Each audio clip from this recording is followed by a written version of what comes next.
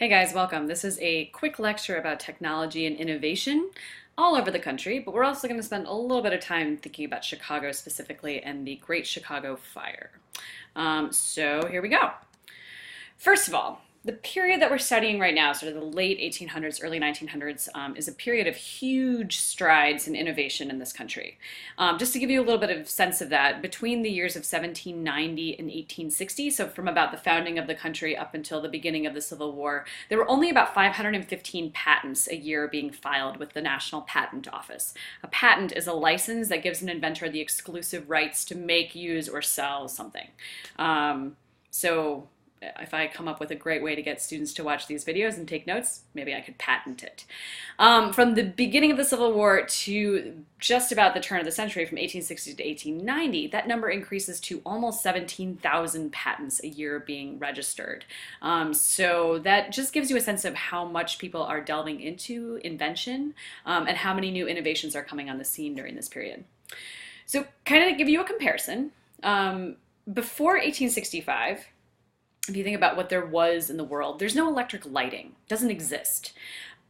By 1900, less than 50 years, that's going to change dramatically. Thomas Edison is going to create the first light bulb and is going to refine those a little bit over time so that they can actually be used not just for businesses, but for homes as well.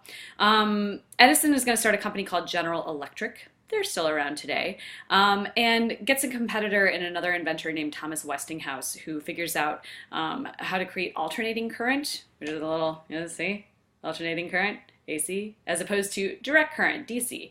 Alternating current is not like it's a wave current rather than a consistent current, so it ends up being a lot cheaper to produce and a lot safer as well. Electricity by the turn of the century and right around the time of 1900, we're starting to see electricity applied to things like sewing machines. So we're getting electric sewing machines for the first time. Factory power, generators, and things that are going to use electricity instead of coal or steam. And we're even seeing the very first electric refrigerators in people's homes. So very exciting. To give you another kind of comparison here, before 1865, communication in this country is extremely slow. You're relying on people to physically bring messages from place to place. And even if they're using something like a horse to get there, it's not going to happen very quickly. It could take months for messages to cross the continent, let alone the world, to try to get news from Europe or something like that. So Samuel Morse is the person who is credited with creating Morse code. He didn't actually create it. He is the person who patented the telegraph, which we know from our studies was already being used during the Civil War. Immediately after the Civil War, the American Telegraph Company, Western Union Telegraph Company is going to be founded immediately after the Civil War. Alexander Graham Bell is another important inventor when it comes to technology. He is going to form the American Telephone and Telegraph Company in 1885 and is the person who invented the telephone as we use it today. American Telephone and Telegraph Company. What does that sound like? Another company that's still around today. All right, so that's communications. Another sort of area where there's a lot of innovation that has huge sweeping effects for the country during this period has to do with oil and the things that oil can be used for. Oil is used not just for energy, but it also can be used for gears in order to make sure that gears are moving smoothly, kind of as an industrial lubricant. And people have been using it for centuries, but they have been getting it in very different ways than we think about oil today. In the past, if you wanted to get oil, you would either have to melt some animal fat. Whale blubber is used for this in large measure up until the early 1900s. Or you could go out into your yard and dig a hole and then just wait for the oil to seep in. And in places like California where there's sort of these tar pits and stuff like that, that was possible, but obviously it's not the most efficient way of doing this. A man named Edwin Drake pioneers drilling for oil in Pennsylvania. He creates a company called the Pennsylvania Rock Oil Company, and they are the first people to use hydraulic drills to actually go down under the surface, the crust of the earth, and try to get reserves of oil that are under the surface, and then use that same hydraulic power to bring that oil up to the surface. So he is using a steam-powered engine. He strikes oil for the first time in 1859, and within a few decades, that kind of oil is going to be transformed into kerosene and gasoline. So oil that could be used for lighting lamps in the home, as well as starting to run engines.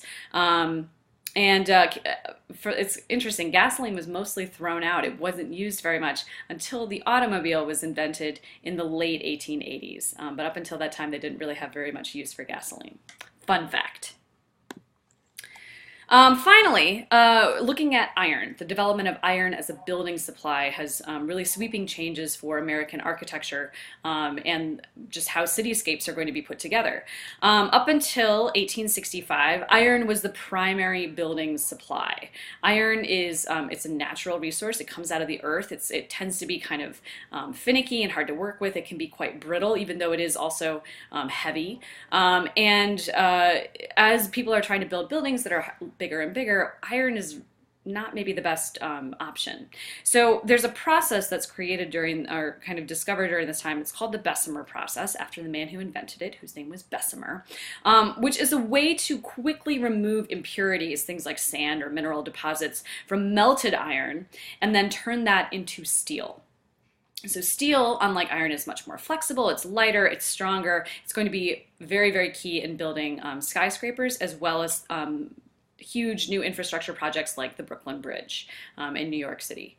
So those are just kind of an overview of some of the major areas in which technology is developing at this time. Also, in terms of transportation, we have to talk about the railroads. We know that the railroads are being worked on throughout this period, and if you think back to the things that the 37th Congress was accomplishing during the Civil War, the Transcontinental Railroad Project was one of those things. So this project begins in 1862, and the way that they do it is that the government is going to own the land and then give it out to companies that promise to develop it and put down railroad tracks. So Union Pacific and Central Pacific Railroads, which are still railroad agencies that are still around today, they get a lot of land from the government. The western and eastern lines were finally joined in Utah in 1869. They took a golden spike and drove it into the two tracks from the east and the west to create the first truly transcontinental railroad. And the workers on this project were mostly immigrants at this time, a combination of Irish immigrants and Chinese immigrants, mostly working from the east and the west, respectively, and then sort of meeting in the middle. Railroads also lead to some other innovations other than just the fact that you can now move freight from one part of the country to the other much more quickly and effectively. Time zones are invented because it makes railroad scheduling easier. It's very hard to figure out if you're leaving New York City at 12 a.m. And you're going to be arriving in Chicago at some point several hours after that. If the sun isn't up at the same time, it's hard to kind of figure out what time to expect freight and deliveries to come in. So we create time zones for the first time to deal with this problem. There's also other technologies that are used on the railroads themselves, or the rail cars themselves. The telegraph communications innovation is going to be used in order to send information kind of along the same tracks that the railroads are using. If you look at, even today, if you look at railroad lines, they often have telephone wires running alongside them. In the past, telegraph wires would have run right alongside them as well. They're using steel in order to create the rails that the trains are running on, and in many cases parts of the steel, the trains themselves. And they're using air brakes, kind of another pressurized hydraulic innovation, in order to make it much easier to stop a train quickly if there's some sort of debris or person on the tracks ahead. The effect of all of this is that shipping prices drop dramatically. If you're making teapots in Wyoming and selling them to people in Pennsylvania, you can get your teapots there a whole lot faster suddenly. It also means that because business owners have to spend less money on shipping their goods from place to place, their overall production costs go down. So we actually see a decline in prices for a lot of commodities just around the time that people are maybe starting to join some of these industries, have some wages, and be able to go out and spend money on things other than just their bare subsistence at this time. So just to look at a map here, I know we've looked at maps of railroads before, but I want you to notice sort of where you see railroad lines joining together. Obviously this map is a little bit on the early side, it's 1855, but what points do you see where lots of different railroad lines are coming together? Hopefully your eye is being drawn somewhat to the center sort of area, and That's Chicago, right there in the middle. The growth of Chicago is incredibly tied to the railroads. And Chicago rises to prominence as one of the largest industrial cities in the Midwest, or the largest industrial city in the Midwest by the turn of the century. In 1855, 12 railroads are going to go through town, making Chicago the country's biggest railroad hub at that time, and they're only going to increase from there.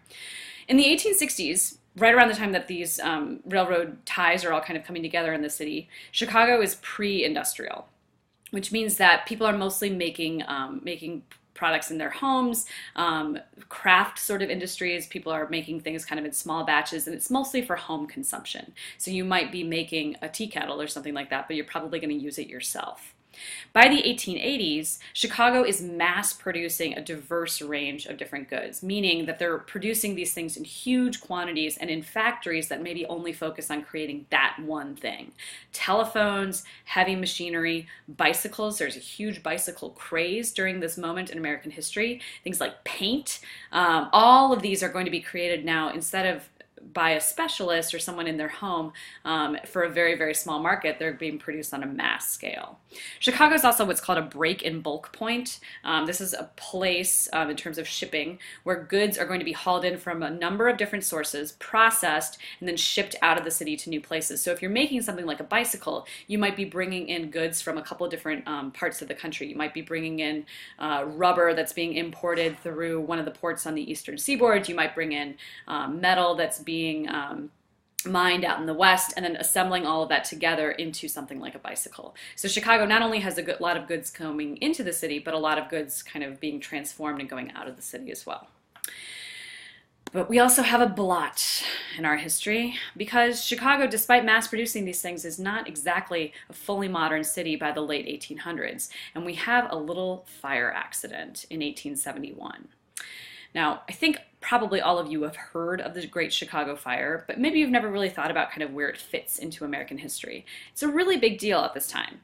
On October 8th, 1871, it's a fire that breaks out in a barn that's in the city of Chicago. So that tells you something about, despite maybe having all these railroads and new technologies, people are still having barns in their backyards in an urban area. So the legend says that a cow tips over a lantern, sets the barn on fire. It's not entirely clear how it started, but what we do know is that the fire burned for 2 entire days and eventually destroyed about 3.25 square miles of the city. Destroyed them, burned to the ground. About 100,000 people were left utterly homeless after this disaster. There were strong winds from the south that were pushing the blaze further north. So if you look at this map, the fire starts right around here, and then it spreads all the way up here to north of what's the Lincoln Park neighborhood today. In fact, the Cubs' first field, first ballpark, was destroyed as part of this blaze, and they didn't actually play again until 1874. It took 3 years for them to kind of rebuild their resources in order to continue playing baseball. So it sounds terrible, but the aftermath of the fire is actually kind of interesting because help comes from all different parts of the country. But what's interesting is that the money isn't necessarily distributed directly to the people. So if I'm a wealthy industrialist in the East and I see that I really need Chicago to get back on its feet again because it's a railroad hub and I need my goods to go through the city, I want to help. But I'm not necessarily going to just give my money to the city of Chicago. I'm probably going to give it to a business, maybe a business partner, maybe a business contact who I have, someone who's related to my industry, and I'm going to help them kind of get back on their feet first and then hope that they will help the rest of the city recover.